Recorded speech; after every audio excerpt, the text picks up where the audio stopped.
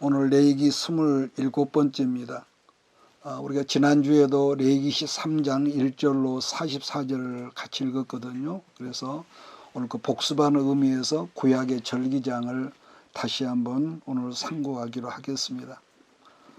민수기 23장을 절기장이라 한다고 그러는데, 왜냐하면 레위기 23장 속에는 7절기가 들어있기 때문입니다.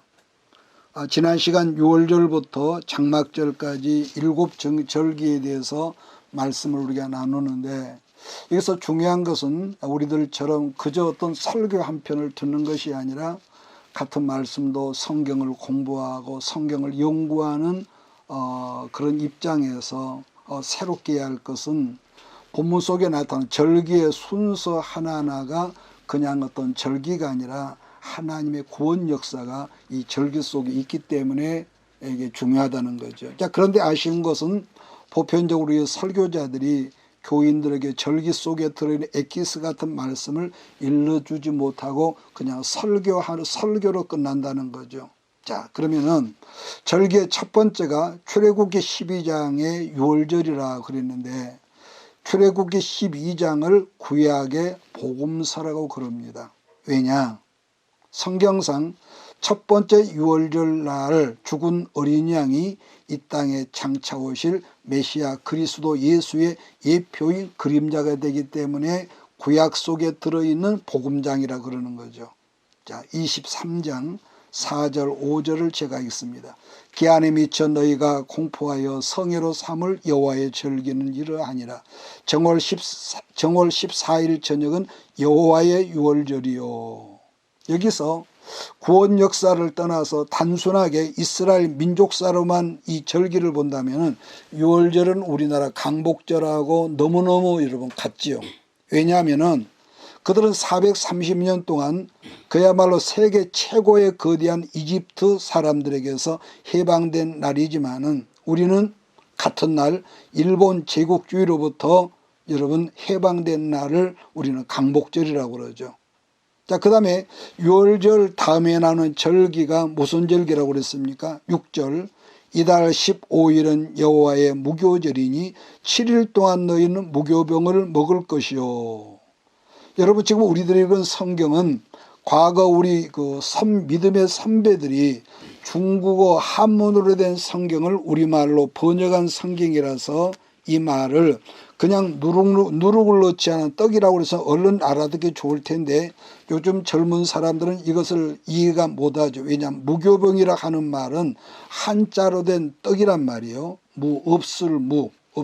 이 병자는 바로 떡병이라는 말이거든요. 그런데 이 말을 이해하지 못하면은 사이다병이나 콜라병이나 이렇게 이해가 하지 않겠습니까? 그래서 같은 젊은 세대일지라도 성경 번역을 순수 우리말로 고쳐야 한다고 저는 개인적으로 생각을 합니다.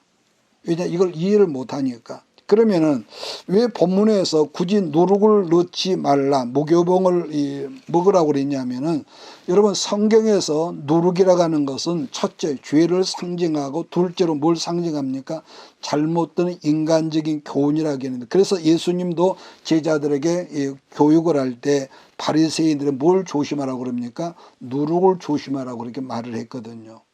그래서 우리가 같은 한 분 예수를 믿어도 공산주의 사상이나 이단 사상이 한번 그 사람 속에 들어가면은요, 한번 이렇게 이단 사상이나 공산주의 사상으로 오염된 사람들은요, 변화시키기가 정말 어렵다고 하는 것을 우리들이 알지 않습니까? 그래서 잘못된 것을 우리가 근데 문제는 잘못된 것이 더 그럴듯하고 더 맛있게 보인다는 거죠. 그러므로 무교병이라는 것은 하나님의 순수한 복음을 지켜나가는 전통이라고 이렇게 말할 수가 있습니다. 자, 지난번에 이렇게 말씀을 지난주에 했기 때문에 그렇게 자세하게는 설명을 않겠습니다. 자, 그 다음에 무교절 다음 절기가 뭐냐?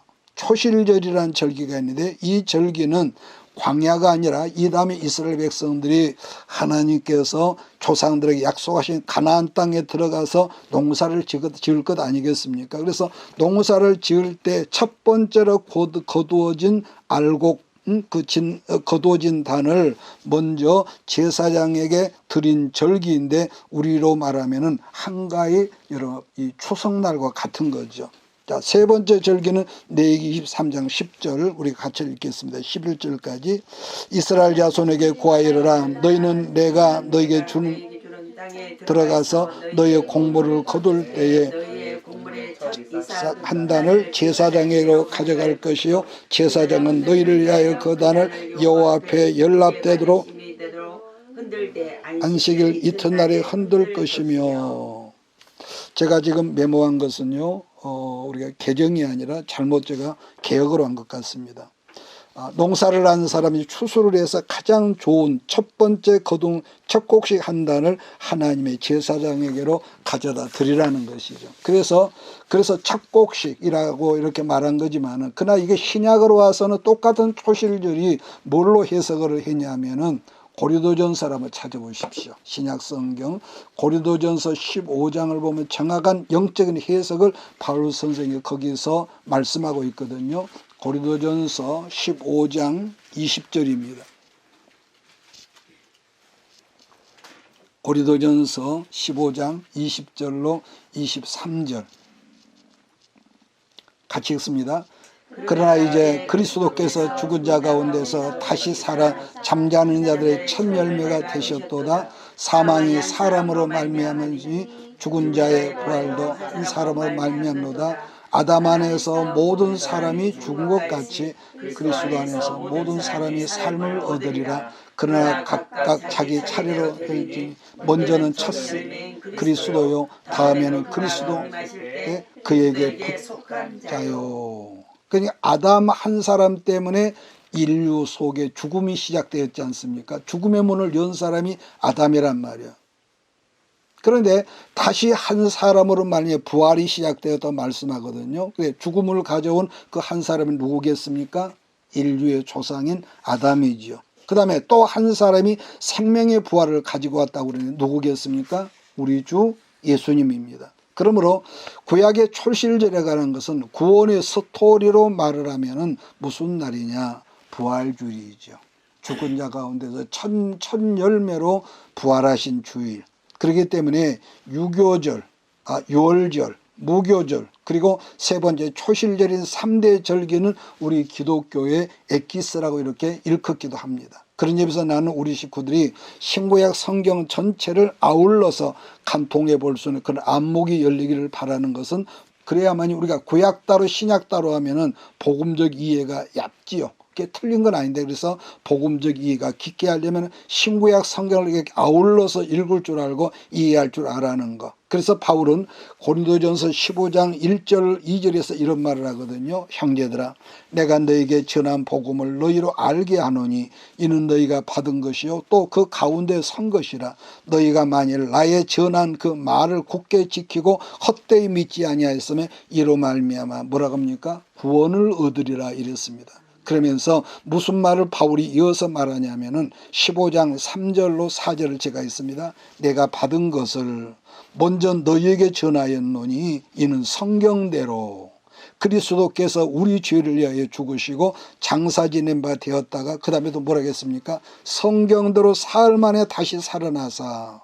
여러분 본문에서 바울로 선생이 말하는 복음의 첫째라고 하는 것은 예수님이 우리 죄를 위하여 죽으셨다 그러는데 그것을 성경대로라고 했다는 성경대로. 그러니까 성경대로는 무슨 성경이겠습니까? 구약 성경 전체에서 예언하신 그대로 예수님이 이 땅에 사람으로 오셔서 우리 죄를 위해서 유월절날 제물이 되어서 우리를 대신하여 고난받고 피 흘려 죽으신 거 아니겠습니까? 그 말씀이 구약 성경 전체에 흐르고 있지만 가장 대표적인 말씀이라면 이사야 53장입니다. 이사야 53장. 시간상 읽지는 않겠습니다만은 53장이 대표적인 말씀이죠. 그래서 이사야 성경 말씀 그대로 그것이 바로 성경대로. 자, 그 다음에 고린도전서 15장 4절인데 성경대로 그리스도께서 우리 죄를 위하여 죽으시고 장사 지낸 바 되었다가 성경대로 사흘 만에 다시 살아나사.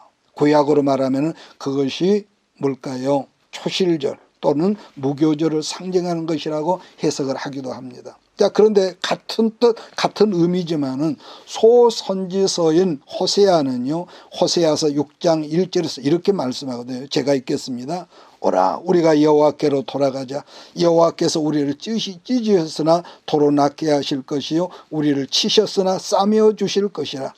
여호와께서 이틀 후에 우리를 살리시며 제3일에 우리를 일으키시리니 우리가 그 앞에서 살리라. 특히나 바울은 고린도전서 15장에서 말하기를 예수님의 부활 사건을 12제자들만 본 것이 아니라 일시에 500여 많은 사람이 부활하신 예수님을 만나보았으며 또 자기도 여러분 다메섹에서 만났다는 고백을 하고 있죠. 자, 지금 제가 말하는 것이 구약으로 말한다면 유월절, 무교절, 그리고 예수님의 부활을 말하는 여러분 초실절이란 말이에요. 그러면은 부활하신 이후인 초실절 다음에는 무슨 절기가 등장하느냐? 지금 제가 왜 이렇게 이처럼 적나라하게 이 절기를 말씀을 하냐면은 구약 성경 따로 신약 성경 따로까지 언급했잖아요. 이렇게 나누어서 말씀을 한다면은 복음은 복음일지라도 이것이 힘이 없기 때문에 이렇게 말하는 거죠. 그래서 우리들이 항상 주의할 것은 신구약 성경을 연결로 해서 한 줄기로 읽을 줄 아는 그런 안목이 있어야 한다는 거. 자, 다시 성경 레위기 23장으로 넘어갑니다. 자, 레위기 23장을 무슨 장이라고요? 절기장이라고 그랬습니다. 절기장인데 그럼 무슨 장이냐? 이스라엘 민족의 절기가 아니라 중요한 것은 여호와의 절기라고 그랬다는 거예요. 여호와의 절기. 그 여호와의 절기 중에 네 번째가 무슨 절기냐? 15절로 16절 같이 읽습니다. 시작. 안식일 이튿날 곧 너희가 요제로 단을 가져온 날부터 세어서 7안식일의 수요를 채우고 제7 이튿날까지 합하여 계수하여 새 소제를 여호와께 드리되. 자, 여기서 여러분 잘 한번 들으시고 머리에 담아야 합니다. 애굽에서 유월절 어린 양을 죽인 날부터 정확히 7주간이거든요. 7주간.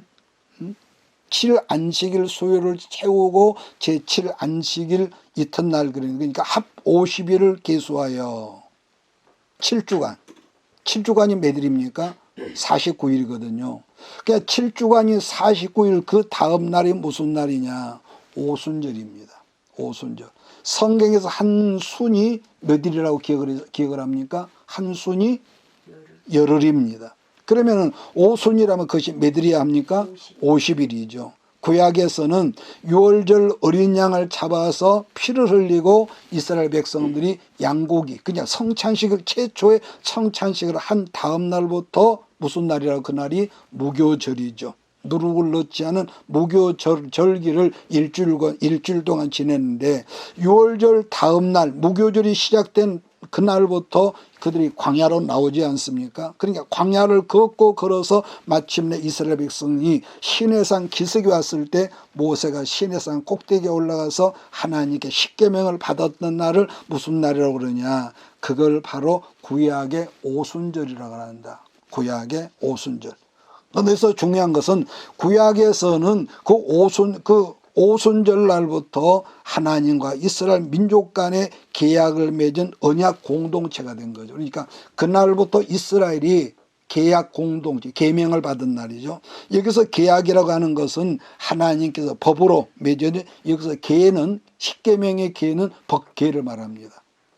하나님의 법으로 맺어진 것인데 중요한 것은 그 법을 말씀으로 했다고 해서 계명 공동체를 하기도 하고 언약 공동체. 여기서 언약이라는 것은 말로 맺어진 언약 약속이라고 하는 것이죠. 다시 말을 설명한다면 출애굽기 12장에 나오는 유월절을 기점으로 해서 7주간을 지나 77은 49일 그 다음 날이 아까 무슨 날이라고요? 50일 오순절 되는 날에 하나님의 사람 모세가 시내산 꼭대기에서 십계명을 받은 그 날부터 이름하여 하나님 앞에 이스라엘 민족은 하나님과 계약을 맺은 언약을 맺은 계약 공동체 언약 공동체를 이렇게 일컫게 된 것입니다. 그런데 신약에 와서는 그 같은 오순절을 어떻게 말을 하느냐? 조금 전에 제가 언급했던 대로 어린 양 예수님이 이스라엘이 아닌 온 인류의 어린 양 자격으로 죽은 날이 유월절 아니겠습니까? 그러니까 유월절 날 예수님이 죽었단 말이에요. 십자가에.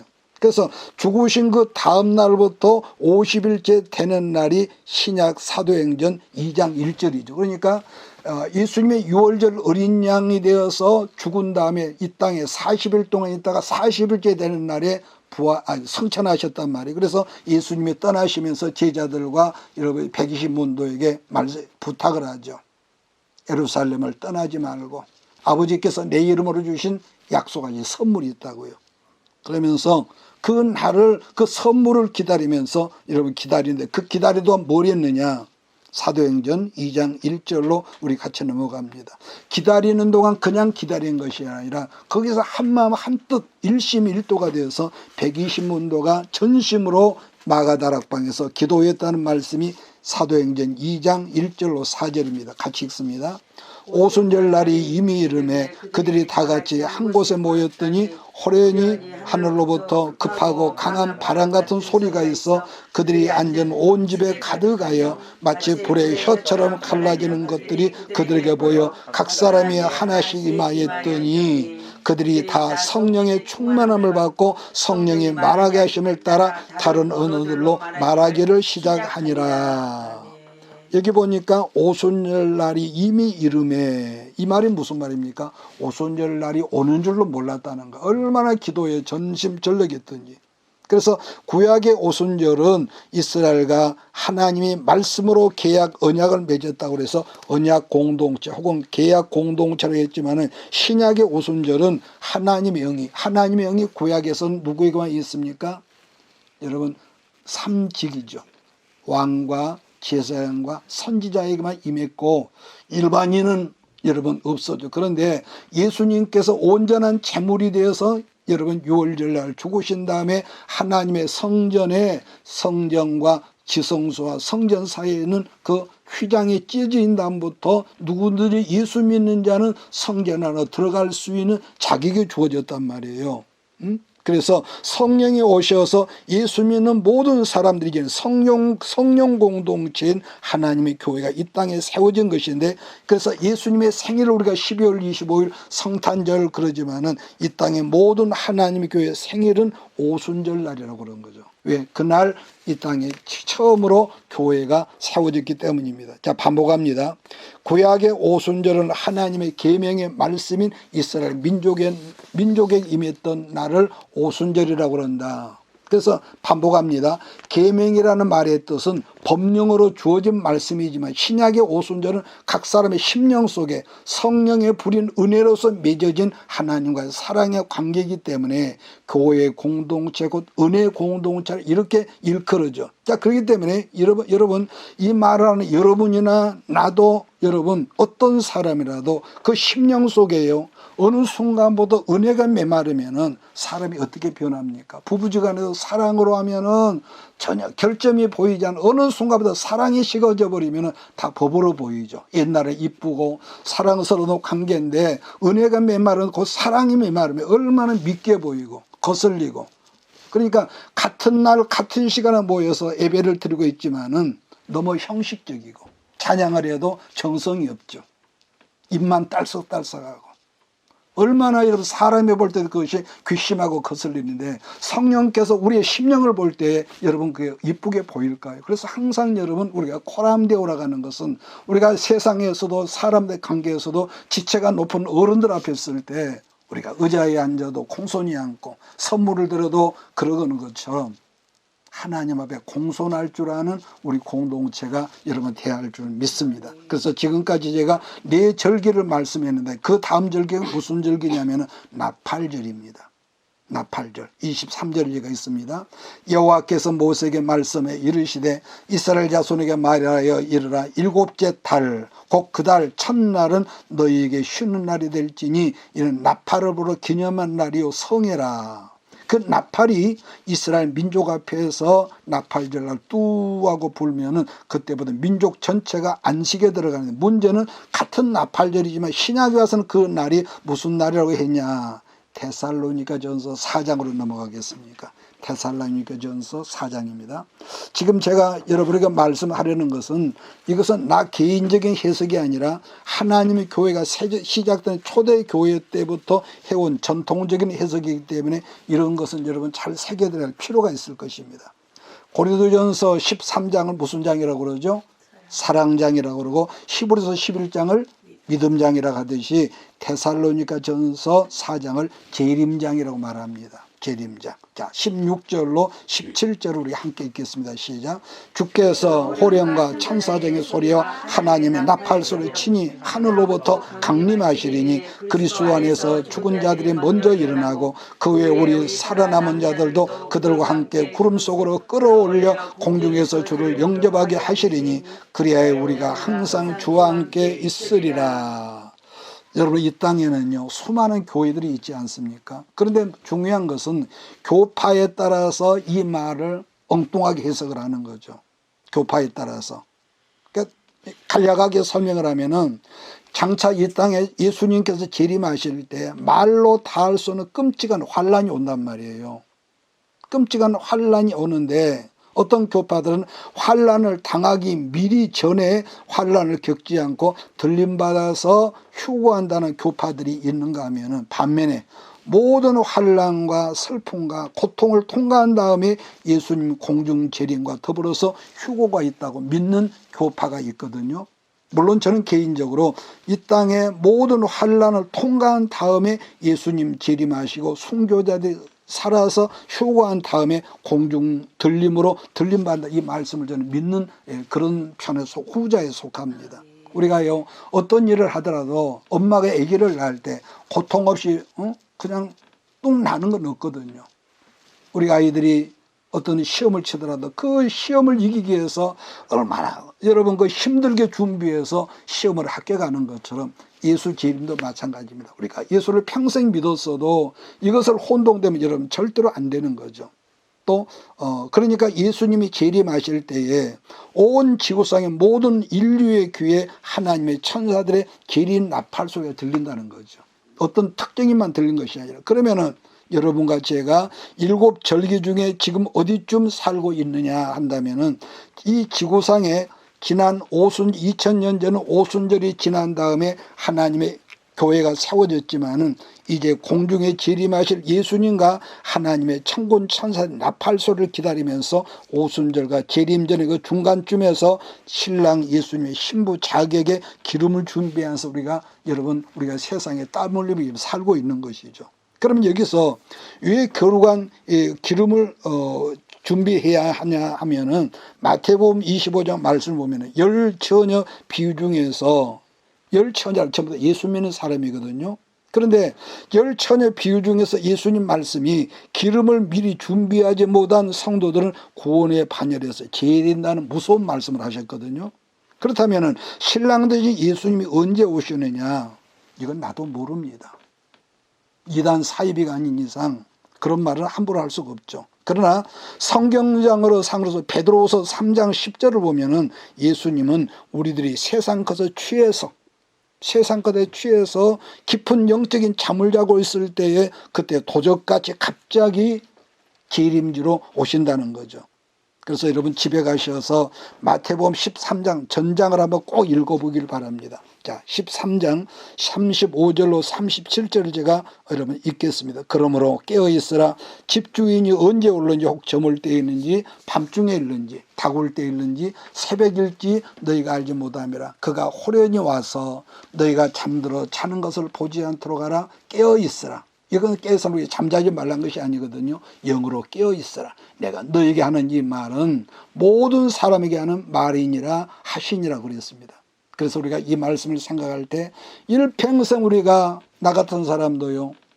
여러분 그러지 않습니까? 예수를 믿었지만 어려움도 있었고 넘어지고 시험도 있었고 못난 짓도 살았지만은 마지막 날 끝날에 버림받는 사람이 얼마나 비참하겠습니까? 그래서 나는 우리 공동체 속에서 끝날에 버림받는 사람이 한 사람도 없기를 주의 이름으로 축복합니다. 네. 자, 그러면 그 다음 절기가 뭐냐?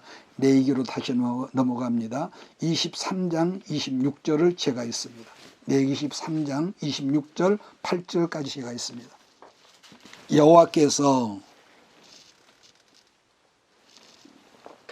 모세에게 말씀하여 이르시되 일곱째 달 열흘날은 속죄일이니 너희는 성회를 열고 스스로 괴롭게 하며 여호와께 화제를 드리고 이 날에는 어떤 일도 하지 말 것은 너희를 위하여 너희 하나님 여호와 앞에 속죄할 속죄일이 됨이니라.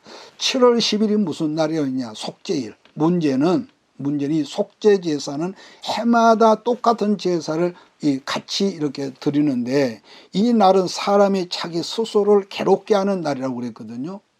그러니까 속죄일 그날만큼 모든 하나님의 백성 의무적으로 금식을 하는 거죠. 여러분 성경을 보면 여러 가지 금식이 나와 있지 않습니까? 그런데 이 속죄일 날 할 금식은 자발적으로, 아니 그런 금식은 자발적으로 하는 금식이지만은 속죄일만큼 이날에 행하는 금식은 의무적으로 행하는 금식이라는 거. 이 속죄일만큼은 뭐 어린 아이든지 환자든지 외부에서 온 손님이든지 심지어 집에서 기르고 있는 짐승 가축들까지 전부 다 금식을 행하게 해서 자기를 괴롭게 하는 날이라고 그랬습니다. 자, 그 다음에 지난 시간에 있기 때문에 그냥 넘어가면 그 다음 절기는 장막절인데요. 성경에서 장막절이라고 하는 천국을 상징하는데요. 천국에 들어가기 전에 모든 죄를 회개하는 속죄일을 통해서 우리들이 하나님 앞에 바르게 서는 날이거든요. 자, 그런데 말씀을 여기서 끝내겠습니다. 우리 기독교 교회사를 읽어보면 이 속죄일 금식의 역사가 자주 등장합니다. 지난 2000년 역사 속에 등장하는데 이것을 근세에 들어와서 19세기에 18세기인가 들어와서 대표적으로 하나를 언급한다면 미국의 남북전쟁이 있었거든요. 남북전쟁 때에 우리가 잘 아는 것처럼 북군은 아브라함 링컨 대통령 편에 서 있는 사람들이라면 남군이 있었어요. 남군은 누구냐? 링컨은 대통령의 정책을 반대하는 로버트 리란 장군이 있었습니다. 문제는 로버트 리란 장군이 굉장히 탁월하고 여러분 굉장한 지략가였고 전쟁에 뛰어난 장군 중에 명장이었다는 거죠. 자, 그러다 보니까 북군 아브라함 링컨 편에 서 있는 군대의 숫자도 많고 무기도 남군보다 월등히 우수한데도 남군에게 계속 지고 전쟁에 밀려서 쫓겨오는 겁니다. 자, 그렇게 쫓기면서 나중에는 남군에게 밀려서 북군이 어디까지 쫓겨왔냐면은 이건 미국 역사에 나온 거거든요. 지금 워싱턴 DC에 붙어 있는 주가 여러분 그 지도에 버지니아 주입니다. 그 버지니아 주에 여러분 캐티즈버그라는 이 지역이 있는데 그곳까지 이제 이 북군이 남군에게 밀려 쫓겨온 거죠. 만약에 북군이 거기서 남군에게 져버린다면은 남군에게 미국 사울인 워싱턴을 그냥 바치는 그런 꼴이 되었습니다. 그러니까 이것을 우리나라로 말하면은 6.25 전쟁 때 북한 공산군에게 국군이 쫓기다 나중에는 지금의 낙동강, 지금의 부산의 적경지역까지 밀렸단 말이에요. 그러니까 낙동강만 이 북한 공산군에게 먹히게 되면은 대한민국은 지도에서 없어지는 거 똑같은 겁니다. 그러니까 거기까지 밀려서 어느 주일 날짜는 제가 기억하지 모르는데 이승만 대통령과 모든 이 국무위원들과 또 여원영 그 장로님 있었죠. 연세대학교 교수, 음악 교수였던. 그래서 거기서 이 첫 번째 진해 해군기에서 찬양을 해야 하는데 여원영 장로 교수가 어떻게 하고 고민하다가 그날 기도하다가 만든 그 찬양이 우리가 잘 아는 지금 몇 장인가 기억이 안 나는데 여호와는 나의 목자시니 그 찬양을 프란체스카 여사하고 모든 국무인들이 모인 가운데서 찬양당에서 온 예배가 기도의 이 자리, 이 예배 자리가 눈물의 자리가 됐는데 그날 이 예배를 통해서 유엔군이 동참을 하게 계기가 됐다고 그러죠. 자, 그러니까 그런 절대적 위기의 순간에 아브라함 링컨 대통령이 전쟁터에서 총을 들고 싸우고 있는 군인들은 물론이고 전 국민들에게 모든 교회들에게 금식 기도령을 미국 대통령으로 선포를 했는데 그게 1863년 7월 4일부터 7월 5일까지라고 그랬거든요. 그게 바로 속죄일 금식이라고 그랬습니다. 바로 그 다음 주에 이 금식이 있고 난 다음에 어떤 역사가 있었냐.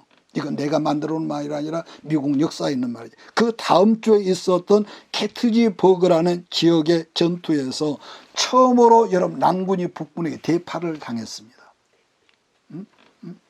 북군에게 남군이 아주 대패를 당했어.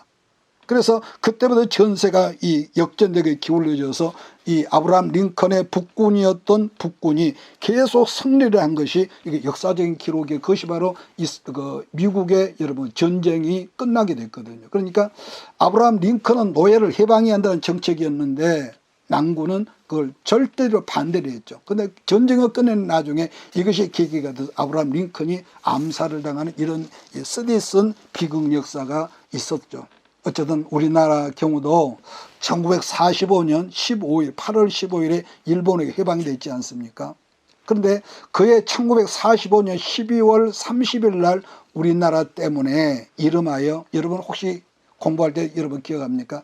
얄타 회담이 열렸었는데, 얄타가 뭐냐면은 얄타란 지역에서 미국의 루스벨트 대통령, 영국의 처칠 수상, 소련의 스탈린이 얄타란 지역에 함께 모여서 회담을 하면서 우리 코리아 조선 때 뭘 결의했었냐면은, 코리아란 조선은 일본에게 비록 독립은 했지만은 독립을 이룰 만한 이 국민적 수준이 안 되기 때문에 앞으로 5년 동안 유엔의 지도 아래 훈련을 받아 정상적인 독립국을 만들어야 한다고 그것을 세 나라 수장들이 결의를 해버렸습니다. 그런데 어떻게 됩니까? 우리나라가 난리가 났죠. 난리가 났는데 이승만 대통령은 말할 것도 없고 뭐 김규식, 김규식 뭐 여러 그런 귀한 인재들이 모두 힘을 합해서 얄타 회담을요 결사적 반대를 했습니다. 그래서 그때 우리나라에서 그것을 신탁 통치 반대 운동이라고 그랬거든요. 그러자 북한 쪽에서는 남노당의 박헌영이라는 사람이 처음에는 신탁 통치를 반대하는 일에 참여했다가 김일성과 소련의 그 사주를 봤더니 신탁 통치를 찬성하는 쪽으로 바뀌어버린 것이죠. 왜냐하면 신탁 통치를 5년 동안 해야만이 조선반도를 공산화하기가 아주 좋은 기회라고 여겼던 거지요. 그때부터 우리나라는 공산주의를 찬양하는 이 좌파가 생겼고, 또 이 민족을 지켜하는 보수 우파가 그때부터 생긴 거예요. 그때부터. 이처럼 그래서 그때 당시에 공론이 분열되다 보니까 지금 우리나라가 뭐 좌파 우파가 아주 굉장히 날마다 시끄럽지 않습니까? 날마다 국회가. 그래서 이승만 박사가 1950년 1월 달에, 이건 우리나라 역사에 있는 겁니다. 1월 달에 전국에 있는 모든 교회에 나라를 위한 자주 독립을 위한 금식 기도를 부탁을 해서 그날 금식을 한 거죠. 우리나라가. 그래서 그 당시에는 전국에 교인이 고작 50만 명도 안 됐지만은 민족 진영인 우파들과 마음을 합해서 전국의 교인들 금식 기도를 했었는데, 그 기도 응답의 역사가 어떻게 되느냐. 신탁 통치가 결의된 그해, 그 이듬해 1월 말에 유엔에서 합법적으로 이것이 취소가 되어버렸습니다. 없던 일로 하자고 한 거죠. 없던 일로. 그러므로요. 자, 제가 속죄일을 다른 말을 한 것 같지만 속죄일 금식기도라고 하는 것은 먼 옛날 이스라엘 민족사에서도 금식기도로 끝난 게 아니란 거 아니겠습니까? 그래서 우리들이 살아가는 현실 속에서 지금 나라가 어렵고 교회가 어렵고 우리 가정들이 어려운 시험을 당할 때 속죄일날 자기를 스스로 괴롭게 하는 금식기도를 했다고 하는 것처럼, 여러분 우리들도 어려운 일이 있을 때에 정말로 정신 차려서 여러분 기도하는 우리 모든 식구들이 되기를 주의로 축복합니다. 자, 여기까지 6절기를 제가 말씀했는데 마지막 한 절기가 뭐겠습니까? 자, 복습하고 끝내겠습니다. 첫 번째가 무슨 절기입니까? 유월절. 두 번째가 목요절. 세 번째가 초실절. 그 다음에 네 번째가 오순절. 다섯 번째가 나팔절. 여섯 번째가 속죄일. 마지막 일곱 번째는 장막절입니다. 장막절. 이 장막절이 이스라엘 민족적으로 볼 때는 출애굽한 다음 광야 40년도 천막을 치고 그들 조상이 살았지 않습니까? 그걸 기념해서 지금도 여러분 장막절로 지키지만은, 그러나 이것을 신약성경 요한계시록에서는 천국 장막을 말씀을 하거든요. 지금 우리들이 가난하다 혹은 부자다, 건강하다, 유식하다, 뭐 여러 가지 말하지만, 그러나 어떤 누구나 유의 없이 이렇게 말하는 나도 여러분들 어느 날인가 여러분 천국 장막에 들어가지 않겠습니까? 중요한 것은 아까 제가 열처녀, 예수님의 열처녀 비유를 말하는 것처럼 천국 문 앞에서 여러분과 내 이름이 없다면 우리는 여러분 그 앞에서 평생 어렵게 살고 말씀대로 산다고 했지만은 우리가 온전히 바로 살지 못해서 기름짐이 못한 다섯천 미련하고 어리석은 다섯 처녀처럼 우리는 천국 문 앞에서 미끄러지는 그런 슬프고 슬픈 그런 역사가 없어야 하기 때문에 항상 기름 준비하고 우리가 이 땅에 열심히 땀 흘리며 살아야지만 내가 하나님 앞에 누군가 이걸 항상 기억하면서 이번 추수감사절기가 여러분 앞에 있기를 주기를 축복합니다. 기도하겠습니다. 이것이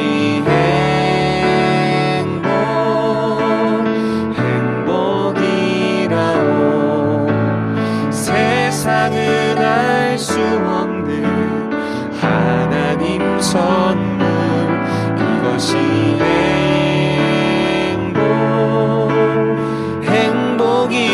행복이라오. 하나님의 자녀로 살아가는 것, 이것이 행복이라오.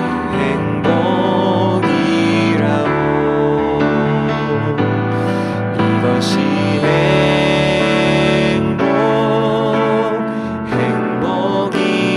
행복이라오. 세상은 알 수 없는 하나님 선물. 이것이 행복이라오. 하나님의 자녀로 살아가는 것, 이것이 행복이라오. 이것이 행복이라오.